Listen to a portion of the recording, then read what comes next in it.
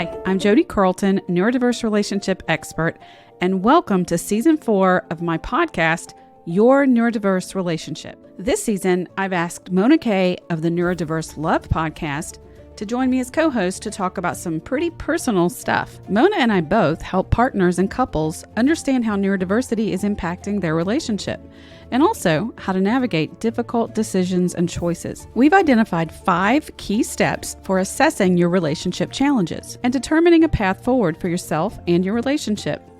For some of you, this means working with your partner to gain insight and tools for communication and connection, and also figuring out strategies that work for you as a couple, even though they may be pretty non-traditional. But hey, if it works, it works. For others, it will mean recognizing if and when it's time to end your relationship. Mona and I have both been in marriages with neurodiverse partners that lasted over 2 decades.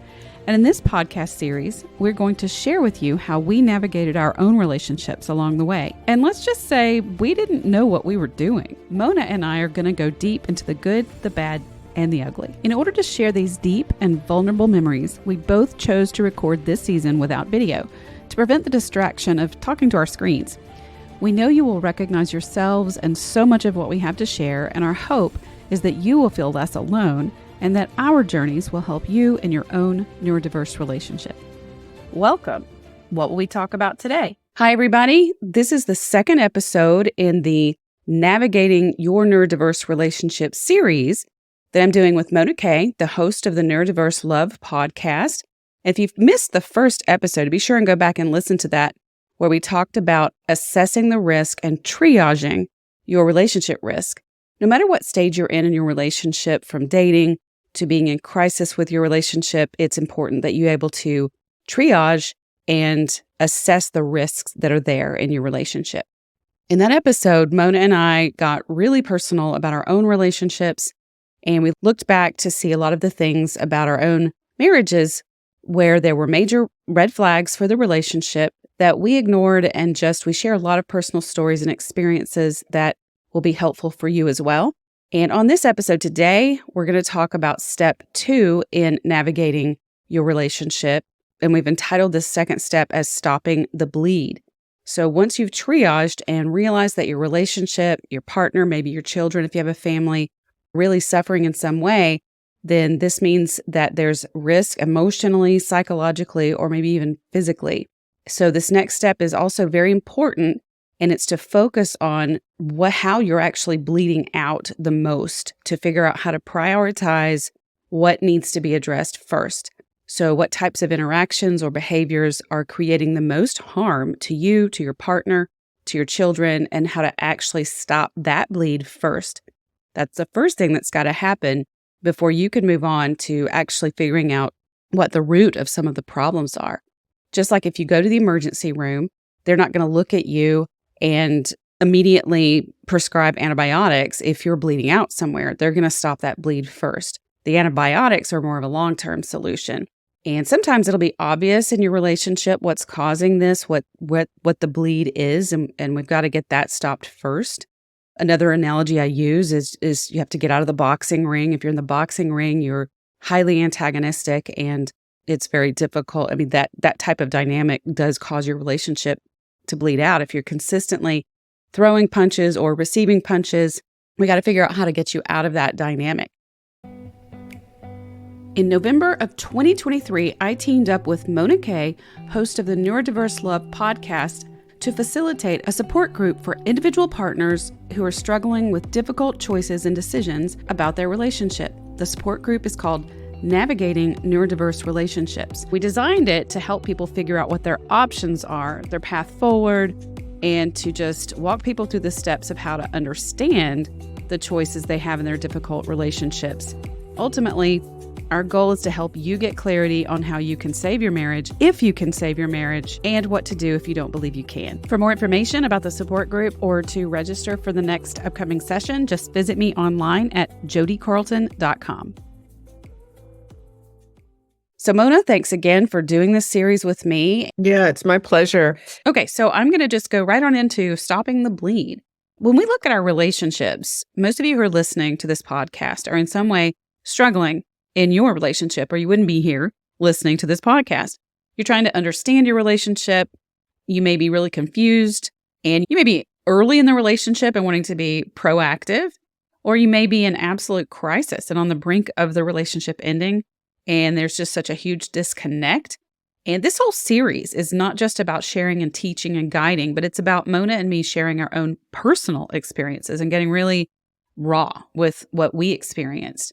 And we went through this process, this 5-step process, on our own without any support or help or guidance. And so when we've looked back, seeing the mistakes we made, seeing the things that influenced us, and, like when I look back, I know my ex-husband and I, we had extremely intense ups. We had highs, really high, but then very low lows. Like when things were good, they felt great. And one of the biggest mistakes I think we made was, for us, stopping the bleed felt like, the highs, we felt like we were stopping the bleed. It was like a reset, a reboot.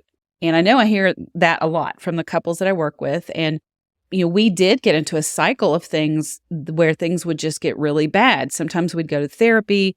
That didn't really help most of the time, or we'd put a Band-Aid on it, and things would get really, really bad. There would be explosive tempers. And over the years, that got worse and worse. And, we talk about that a lot on the first episode of how that evolved. But we really thought that stopping the bleed was this return to what felt like calm. It was like, okay, let's just forgive everything, get past it, and then move on. And we would swing back to a high. But in reality, that was like putting a Band-Aid on a hemorrhage. And eventually the Band-Aid couldn't hold, So I know that in my marriage, I ignored the fact that the marriage was really slowly dying over the course of 19 years. But we didn't have a way of knowing that it was just a matter of time that our marriage was going to fail. And we didn't know how to make progress in terms of getting out of the boxing ring. So we would temporarily step out of it, temporarily stop the bleed. And it was like a hit of dopamine to the veins, which is the feel-good hormone. It's like what makes us feel good and experience joy and pleasure. And so things would be calm for a period of time, but then eventually we'd bleed out again. So Mona, what are your thoughts? And, can you relate to what I'm saying? Totally. And I said it on the first episode we did together. Sex would help us stop the bleed. Mm-hmm. I can't tell you how often we use sex to stop the bleed. And that physical connection, that dopamine hit, that oxytocin, I know I needed it big time. And without it, again, I don't think that we would have had as much joy or as many opportunities to reset. And the Band-Aid on the intense bleed sometimes it just wasn't enough. And I think, unfortunately, we didn't go for therapy a lot of times. We did go to a few therapists. And I remember we'd go for one session and we'd say, oh, we could do this ourselves. And then, so it'd be a little bit of a Band-Aid. We'd communicate a little better, and then we'd go back to being toxic. Oftentimes, my ex-husband would shut down, and that would help stop the bleed. He would stop engaging with me, and that would stop the bleed. But that wasn't healthy, because all that was doing was avoiding having the discussions that we needed to have to be able to resolve the issues that weren't getting resolved.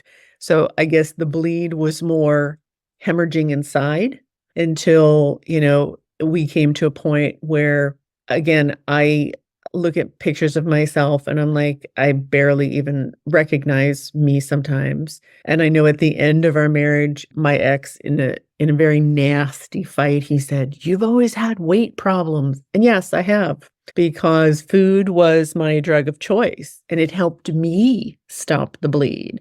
And I noticed at times, I would drink more wine or he would drink more beer. That would help stop the bleed.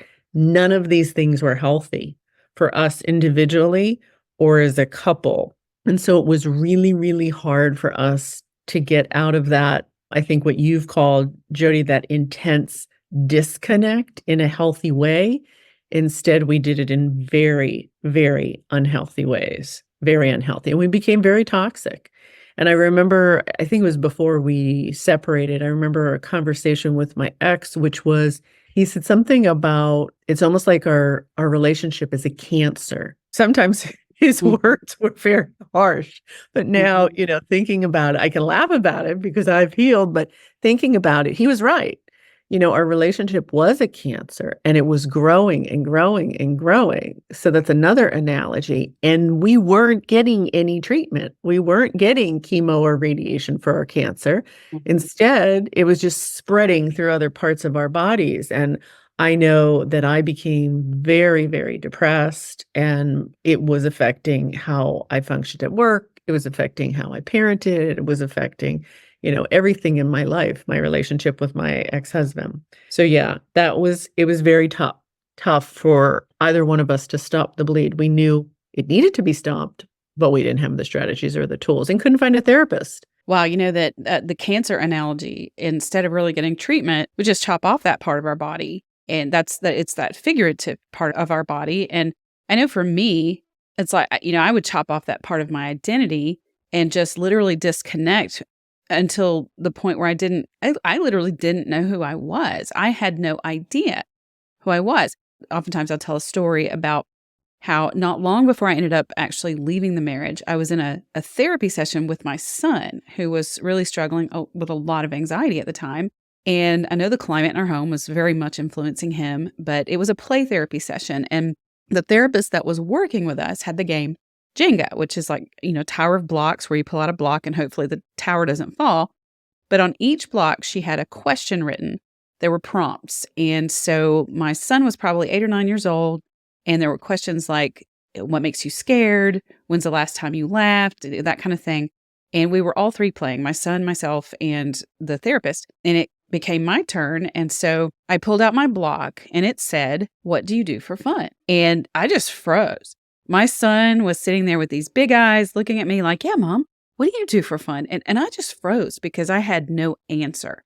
I had no idea. And, last episode, we talked about assessing the risk and triaging. I think that was a light bulb moment for me when I realized I don't know who I am anymore. This is something that's very, very wrong. And at that point, it wasn't really long after that I did find a therapist for myself, not a couples therapist for us, which was a little different. We had gone to therapy together a lot and had a therapist on our own a few times. But this time, I was approaching it from a different perspective because I think this was pivotal in terms of stopping the bleed. And I want to come back to that, but I want to respond to some of what Mona said too, because I can relate to so much of it. Not the sexual relationship. That was not something in my ex and I, that was not part of our pattern that helped us to reboot. As a matter of fact, we were the opposite of that. We could not connect. We struggled to get on the same page sexually. So what we did instead, we were both, like our family, we were sensory seekers and we sought out the next type of excitement. And sometimes that was like going on trips or going to Disney or we would go, out to a movie. I mean, we would actually have date nights and do things. But he definitely shut down like you described. And one of the ways that he coped with that, he got jobs and really climbed in his career. And he's very successful in his career. And he ended up with jobs that took him all over the world and places where he would get away from the relationship and just really be kind of, blissing out, going and traveling and seeing all the great things. And then I'd miss him while he was gone. And then he'd come back and we'd miss each other. And it would be like a reset. And then we, as a family, we also moved around a fair amount, chasing that next exciting thing that gave us dopamine. And, in the middle of it all, and I would say we became addicted to the hits of dopamine, especially if we were really depleted of it. So, we stopped the bleed by seeking out dopamine for ourselves in other kinds of ways. But in the middle of all that, our relationship, our marriage was just literally, this avalanche was starting to snowball and come down a hill, a mountain of disaster, if you will. The marriage itself was completely falling apart, bleeding out. And yet we thought we would both feel better. It would get bad and we'd go seek out some kind of external something. And, some people actually go outside of the marriage sexually. You mentioned sex. Some people think that that's going to fix it. They bring up polyamorous type situations. And I've honestly, as a therapist and relationship coach, I've never really seen that work, particularly if it's the solution to a marriage that's bleeding out. In my own marriage, we self-medicated in various ways. I'm an emotional eater. I eat my feelings. My ex actually went through a period of time where he was self-medicating with drinking, and it had become problematic. And, just the dysfunctional things that we both did throughout the marriage, I really hyper-focused on my kids, which as a mom, okay, great, you raise your kids. And we had an autistic daughter. We had a son who is now diagnosed as ADHD and had epilepsy when he was young. And I just became like super mom. And that was part of my dopamine. And I really overdid it as a mom. I look back and there was a lot that was necessary, but that was part of how I ignored the hemorrhage in my marriage that we were experiencing, was by really being this super mom focused, hyper focused on my kids. Yeah. So Mona, let's talk to our listeners about how to actually stop the bleed for real and not just throw a Band-Aid at the bleed. I know what I want to say, but I want to give you an opportunity to go first. No, go for it. Okay, yeah. So for me, I think that boundaries, personal boundaries, are huge when it comes to stopping the bleed, because, it's something I did not have. I mentioned in the last episode how I really struggled with codependency, which is just a mindset of rescuing others and making sure they're okay, and pretty much living to make sure everybody else is okay and putting myself last.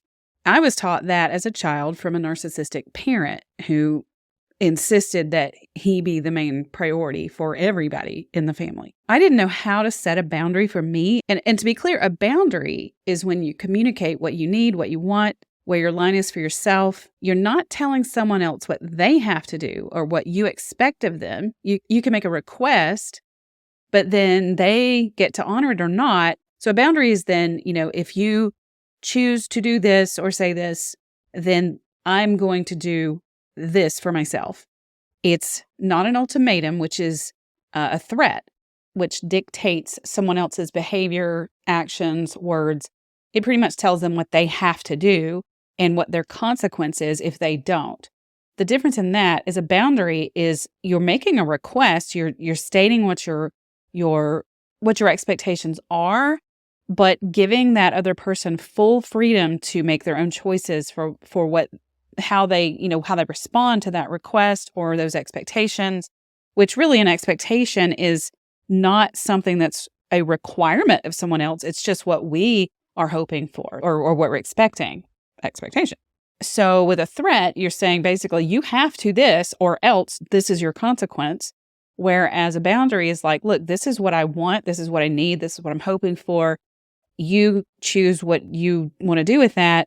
And then based on your choice, this is what I'm going to choose for myself. So the way boundaries tie into stopping the bleed, we need to assess the risk, which we talked about in season 1, and look at where we're bleeding out the most. What is hurting us the most? And some people might go straight to saying, well, what's hurting me the most is that I don't have a connection, or if the answer to that is if he would just, or if she would just, then, fill in the blank. If he would just this, or if she would just that, that may be what's hurting you the most. But when you look at what are you doing yourself that either contributes to that or creates an environment to make that possible, what boundary are you not setting? And I just want to emphasize that this is not easy. And I don't want it to sound like, well, just set your boundary, because that's not an easy thing to do. I know for me personally, and for those of you I work with, we're not really willing sometimes to look at or recognize our boundaries. And it's because we're so accustomed to not valuing ourselves.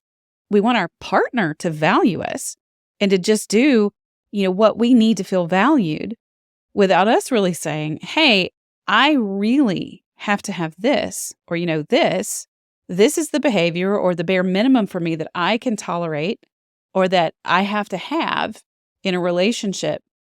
And we really have to take ownership of what those boundaries are in order to stop the bleed. We cannot look to our partner to do what we need them or want them to do in order to stop the bleed for us. Mona, what are your thoughts? I think I had very few boundaries, and I always recommend the book by Nedra Glover Tawwab called The Set Boundaries Workbook. And the subtitle is Practical Exercises for Understanding Your Needs and Setting Healthy Limits. Because I think for me, the places where I was not able to stop the bleed, I don't think that I understood how important understanding my codependency was. And then I remember saying to my ex at times that I almost felt like he was a drug to me. And I know that may resonate with some folks out there. And he didn't quite understand what I was saying. And I said, sometimes I feel like I need to be sitting with you. I need you to hold me. I need you to hug me. I need time with you. I think I was so depleted. It's like, maybe the stop the bleed analogy would be like I was anemic. I was emotionally anemic in the relationship. And I didn't know how to give myself those things that I was looking for from my ex-husband. And it really wasn't his responsibility to do those things for me on a regular basis. And so for me, I had to understand my codependency. And he was absolutely codependent too. We both agreed to that. And there are so many great folks out there that do workshops and classes. And there's, Codependency No More, which is like the seminal work by Melody Beattie.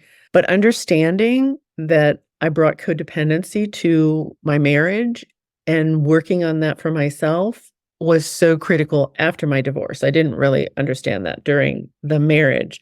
And then creating boundaries. And I didn't even know I was creating boundaries, Jody, when I said that I cannot be in this relationship if you are not employed. When he was out of work for, over 7 years, to throw in I'm going to divorce your ass if you don't get a job was not very healthy. It certainly wasn't a boundary, but I was beginning to learn how to set healthy boundaries. And, those boundaries can have time frames on them. So, I could have said, if in the next 6 months you are not employed, whether it's part-time or full-time, I'm going to move forward on a separation. But I didn't. It was a little bit more toxic than that. So yeah, stopping the bleed by setting boundaries and understanding our own codependency and our needs. I didn't understand what my needs were because, like you, I had been a people pleaser. I had been giving,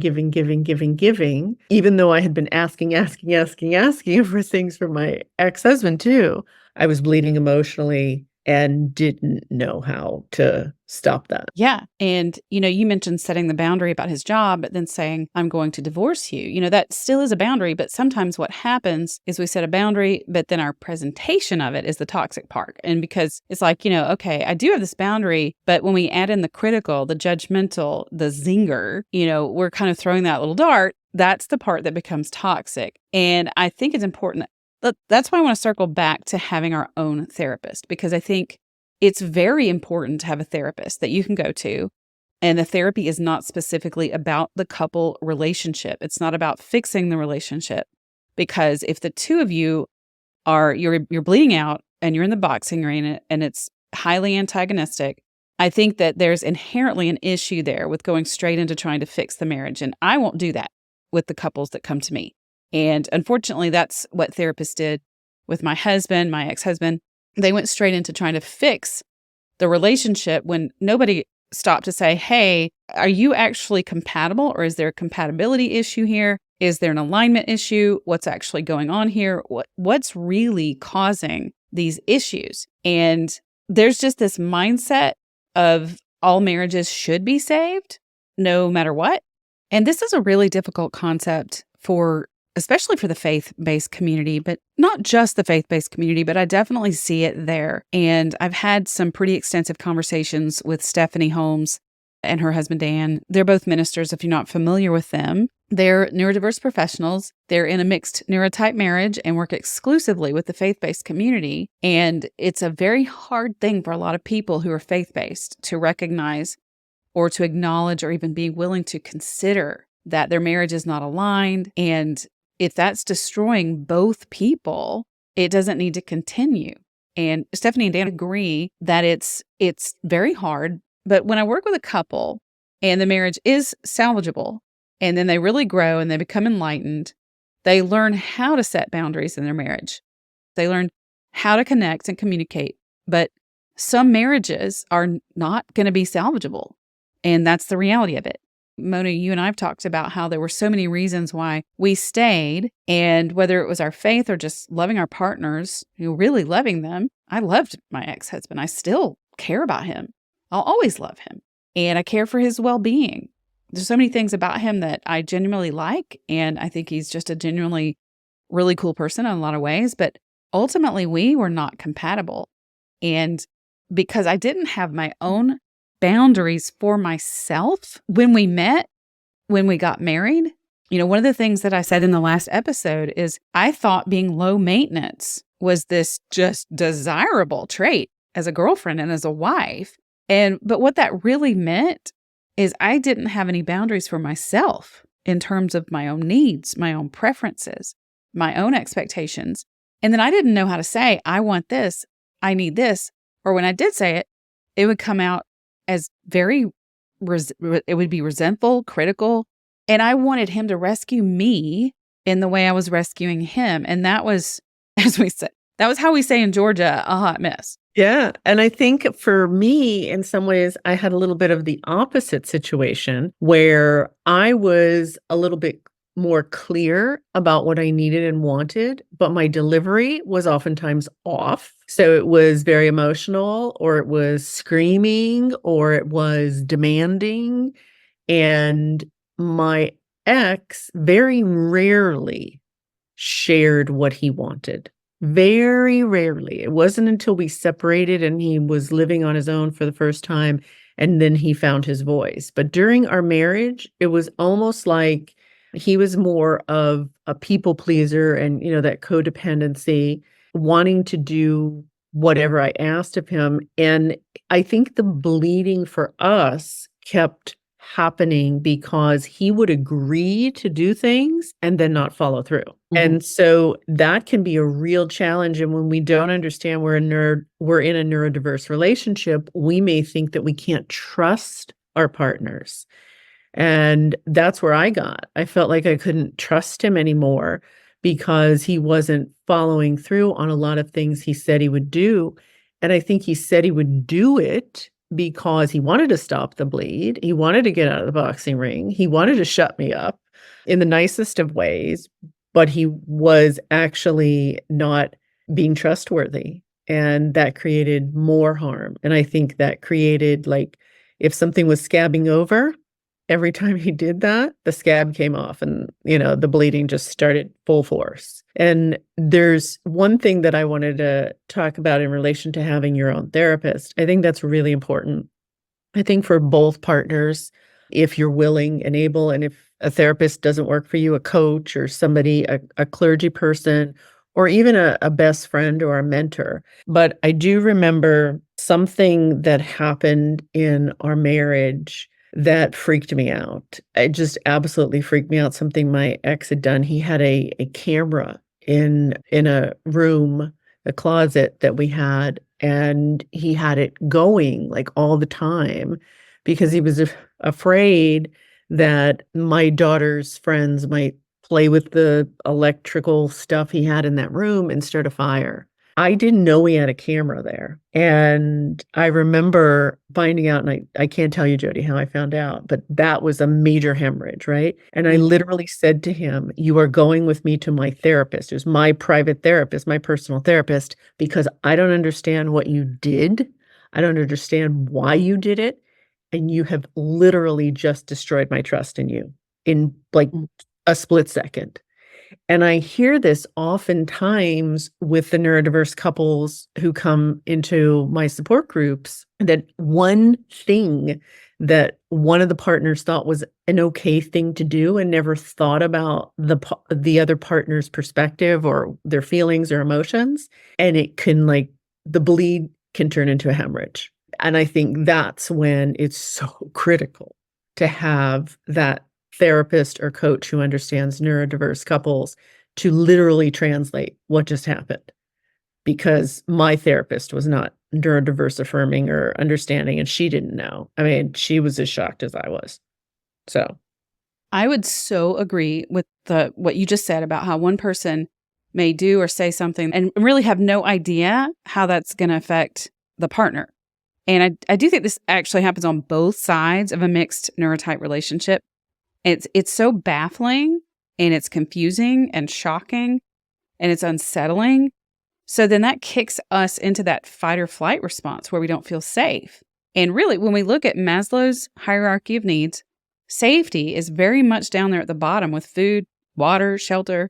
And if you all of a sudden feel like you don't know the person or you don't know what's going to happen next, then there's not safety there. I had several incidents in our relationship that are not identical to yours, but several incidents where I felt unsafe or I felt my children weren't safe from the decisions that my ex made that I didn't understand. And I mean, he loves his kids. He was never intentionally trying to put them in harm or in harm's way, but he made some decisions that were unsafe for them or decisions that were unsafe for me at times. And that's baffling and confusing because this is somebody that you expect make you and your safety a priority. So when you have a partner who's not a people pleaser, but also not someone who can assess and recognize safety and make sure you are safe and your children are safe, which is a more balanced type of dynamic, then it can be very frightening and unsettling. And something I want to clarify about codependency in a relationship and how it's applicable to these issues of safety, because safety is very much related to boundaries. And so I want to just clarify what codependency is, because a lot of people misunderstand what it means. Codependency is not the same as being dependent on someone else. Some people think that it means that one partner is financially dependent or needs the other person to support them from a provisional type of standpoint. But codependent partners, like Mona and I, were both very able. We were very competent women and able to take care of ourselves. But being codependent, we will take care of others at our own expense, even though we're still very competent. So it's not about being dependent on someone else. But the people-pleasing part of codependency is that need to make sure others are okay, even if it means you're not okay. And so sometimes someone can be a codependent people pleaser with one person, like a partner, but not a people pleaser in other areas or with someone else, with a different partner. So a codependent personality means you've got this tendency to be a giver, or you have a tendency to be a receiver. So, in my relationship with my ex-husband, I was the giver and he was more of a receiver or taker, in that we revolved very much around him and what he really wanted and what he really needed. And if he wasn't getting that, then he got very dysregulated. And I felt like it was my job to make sure he was getting what he needed and what he wanted. But then I also felt like it was my job to help him regulate, which meant giving up myself and my own needs at times. But yet, interestingly, he was a people pleaser with his mother and father, really. Going back to a story I told in episode 1 of this series, he would put her needs ahead of his own sometimes. So codependency is this dysfunctional dynamic in the way that people with codependency don't have those boundaries. And it's very important to have a therapist for yourself that understands codependency and preferably neurodivergence, if at all possible, because it's very critical in a neurodiverse relationship to learn how to set your boundaries. And, I can remember one of the first times I set a boundary for myself. And it was, I guess, leaving my marriage was a huge boundary that I set for myself because it had become so toxic and dangerous that it was unsafe for him, for me, for our children. But then after I divorced and I dated for a few years off and on, I was in a relationship with a man for a couple of years who was also neurodivergent. It was a mixed neurotype relationship. And honestly, the neurodiversity wasn't the biggest issue. But when COVID happened, he was it became a special interest of his, and he was just fascinated at the beginning. And, here in the US, the toilet paper and everything was just flying off the shelves. The shelves were empty, and he wanted to go to the stores 2 or 3 times a week just to see what was going on. He was very curious and excited and invested in it, and it became a special interest. And we weren't living together, but we lived very near each other, about a mile away. And I worked out of his home. I had a little office set up in his house and in my house, and I worked out of his house a lot. And I remember telling him, because I felt very unsafe physically. It was early in the COVID situation where we didn't know who was going to die if they got COVID. It was just very scary. And I remember telling him, if you want to continue going to the stores, that's your choice. That's your right. You can do that. I'm not telling you to stop. But I'm telling you, if you do continue doing that, then I'm going to start working out of my house most days. And we'll figure out when we can see each other, maybe on the weekends on a limited basis, or maybe take walks or something out in the open with fresh air. But I need to do this for my own safety. And that was a huge thing for me to set that boundary, because he actually got very upset. And we ultimately ended the relationship because of my boundary. And this particular person, he couldn't tolerate having a boundary set. And it wasn't related to his neurodivergence at all. He had some other toxic personality traits, and my boundary outraged him. But I stood the boundary. And whereas in the past, the people-pleasing part of me probably would have compromised, I likely would have compromised my own safety in order to make him feel okay. And I would have just minimized my concern for myself, and maybe even tried to convince myself that it wasn't that bad, or that I was overreacting or exaggerating the danger. So I wanted to just give an example of that. And, in that situation, I didn't tell him what he had to do, but I let him know what I needed to do if he made certain choices. Yeah, it's so important, Jody. And until we learn how to set boundaries, and I always tell folks, start with some of the smaller things if you're in the process of learning, whether it's I would like us to share the responsibilities in the house, let's sit down and make a list, and then we decide you're going to do this, I'm going to do this. And if we don't follow through, then I'm going to be hiring a cleaning service. That's a boundary. But there's so many in this, the Set Boundaries workbook. I just absolutely love it. And I think one of the things that can be so difficult, and why we can then kind of scrape the scab off and then start bleeding again, is that when we set boundaries and we've never done it before in our relationships, it can really put our partners in a tailspin. And they may start treating us in ways that we are not comfortable with. And so we go back on our boundaries, and we walk away from what we need or want to feel safe or to feel comfortable in the relationship. And safety is not necessarily physical, although we've talked about that, could be emotional safety. And I think we need to practice setting boundaries, maybe even talking to ourselves and kind of scripting it out sometimes, and maybe starting again with the smaller things, or starting with people we know are not going to push back and maybe get in an argument or a fight with us. But I remember with the first guy I dated long-term after my marriage ended, after my divorce, I set a few boundaries with him because he was a screamer.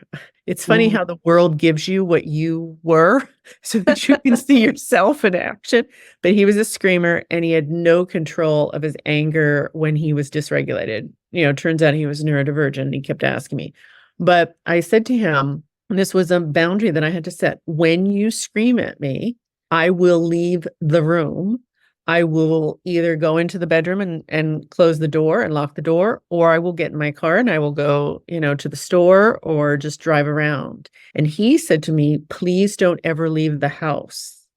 And I said, okay, then I will be going into the bedroom and locking the door. And you can, knock or text when you've calmed down and can have a civil conversation. What a wonderful boundary. What a wonderful negotiation. Setting a boundary doesn't mean it's going to be like, okay, it's my way or the highway. That's more of an ultimatum. You can set that boundary, present it to your partner like Mona did. And if the partner says, okay, if we can negotiate something that works well for both of us, then that's a boundary for him too. He's setting a boundary too. And he said, please don't leave. That's going to be too much for me. And you both, then you set that boundary in the middle somewhere that you could both live with. And that's a great example. Yeah, it was. And I didn't understand. And he shared this with me when he calmed down and we were both more regulated, that, that was something that had gone on in his family of origin. His father had left the house. And when he was a kid, that destroyed him. His father would leave the house when his mother and his father would get in a fight. So yeah. And I think the more we understand about also our own trauma and our family of origin and our partner's family of origin and their trauma, the more we can be compassionate and give each other grace But if we don't stop the bleeding and the toxicity and take our boxing gloves off, at some point, we're going to get to the point where we're not going to have anything related to a healthy relationship. Right. And I think that's actually a perfect segue into what the next episode is going to be about, which is to identify the actual root problems. We can't really get to underneath the surface and look at those root issues or even look at ourselves and figure out exactly what we really want and need until we stop the bleed. Because when we're bleeding out, we literally keep ourselves in a state of fight, flight, fawn, or freeze. And it's that hypervigilant reaction mode that our bodies are that's built in to survive. Our brains have built it in. It's built in. And when we feel unsafe emotionally or psychologically, physically, because we're not setting and holding boundaries, that's the bleeding out. And we remain in a state of fighting or running or shutting down. Fawning is also a pleasing type of response. Freezing is just literally, freezing is just literally like going nonverbal, especially for autistic individuals. If you've had a lot of trauma, you may just freeze and you can't say or do anything. And as long as we're bleeding out and that intensity of the problems is so high, then you stay in that state of fight or flight and your frontal lobes literally don't get blood flow. I mean, the frontal lobes is the part of the brain where we have the ability to really think and reason and make sense of things. And that part of our body, our brain doesn't get as much blood flow when we're in fight or flight because our brain is helping us to literally run from danger, to fight the danger or freeze and be still so we can't be detected. That's a primitive reflexive response that keeps us alive.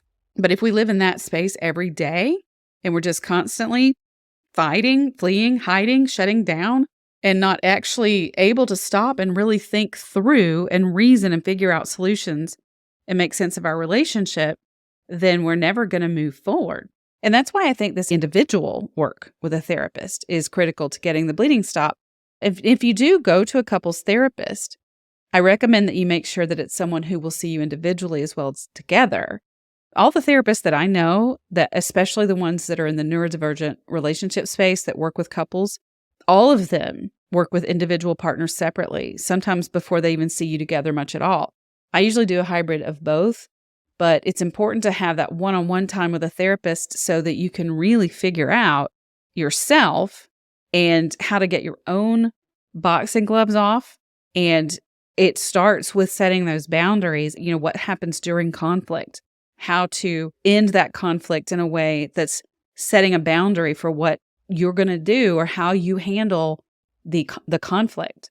And it's also about setting boundaries that are proactive to avoid getting into these really intense high conflict situations or unsafe situations. And the bleed is about identifying the areas in your life that are harming you the most and even your partner the most and your family. But the only person you can really focus on is yourself. And that's why that's the only person that you can only change your own behavior, your own words, your own actions. And that's why the individual work with a therapist or a coach is so important. Mona, what are your thoughts? Yeah, I agree with you. And I think, again, it's just so hard sometimes to stop the bleed because we put a Band-Aid on it, we get some stitches, the stitches break open, the Band-Aid comes off, and, we're looking for sometimes the quick fix because I'll just say this, sometimes we're afraid of the marriage or the relationship ending. I know I had that fear. So I think as we move forward in the series, it's going to be really helpful for folks to think about, what Jody and I went through, whether you want to join us in the support group that we co-facilitate, or whether you want a therapist or a coach to help you move forward. But neither one of us are pro-divorce. But what we are supportive of is healthy relationships. And healthy people. And healthy people, yes. Mm-hmm. And neurodiversity or neurodivergence is just one piece of the puzzle. As we've talked about, there's so many other things that come into play when we're in a romantic relationship with somebody we love, who we all have our own baggage and our own stuff that we bring, and we may not be aware of a lot of it. I think that one of the things that I've said to clients that has resonated or hit the hardest. And this is something that I realized about my own marriage when I look back. If you're in this cycle of putting a Band-Aid on the bleed, it's not a matter of if your relationship fails, it's a matter of when. And it will eventually either fail or the two of you will just become roommates. There will be just a disconnect and you will just be living separate lives in a parallel way. And I've seen that a lot with my clients. And it's so important to realize that being afraid of it ending, I know that motivated me. I didn't want it to end. It was easier at times to believe that we'd just figure it out eventually. It was going to end, though. And it got so scary, dangerous toward the end because we were both so dysregulated.